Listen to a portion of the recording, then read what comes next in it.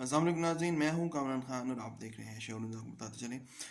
کہ 46ویں American president Joe Biden جو ہیں وہ اپنا حلف اٹھا چکے ہیں۔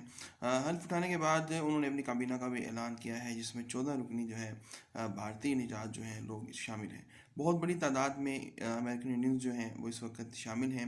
اس کابینہ میں، اس کیبنٹ میں، جو کہ پاکستان کے لیے بہت ہی الارمنگ سچویشن ہے۔ بہت سی خبریں آ رہی ہیں جو کہ ہم بلا شبہ جانتے ہیں کہ اسپننگ خبریں وہ ہیں کہ کملا ہیرس جو ہیں وہ پاکستان کی طرف جھکاؤ رکھتی ہیں، وہ انڈیا جو ہے اس سے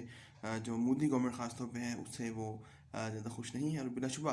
جو ڈیموکریٹس ہیں وہ ہمیشہ ہیومن رائٹس کی بات کرتے ہیں، اور یہی وجہ ہے کہ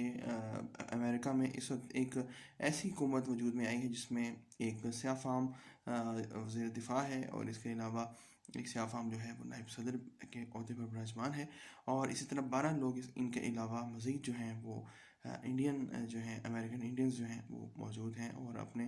فرائض و سر انجام دیں گے۔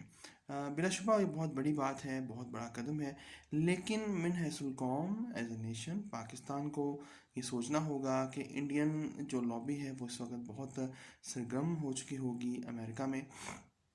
کیونکہ بھارتی جو ہیں وہ اپنے ملک کا دفاع بہت اچھے طریقے سے جانتے ہیں، جبکہ پاکستانی جو ہے ہمیشہ اپنے ملک کو نقصان پہنچا کر ہی خوش رہتے ہیں۔ اس حوالے سے ہمیں پاک فوج اور سیاستدانوں کو، اور جو ایک بہت اہم پلر ہے جرنلزم، ان کو مل کر بیٹھنا ہوگا، اسٹیبلشمنٹ کو مل کر بیٹھنا ہوگا، اور آنے والے 4 سالوں میں کس طریقے سے ہم اپنا اثر و رسوخ دوبارہ قائم کر سکتے ہیں امریکی عواموں میں، اور کس طریقے سے پاکستان کو دوبارہ سے سرخرو کر سکتے ہیں امریکہ کے ساتھ تعلقات میں، تاکہ ہم کسی قسم کے نقصان کے متحمل نہ ہوں آنے والے سالوں میں، تاکہ ہماری چائنا کی دوستی بھی برقرار رہے اور خطے میں بھارتی اثر و رسوخ جو ہے ہم اسے بھی کنٹرول کر سکیں۔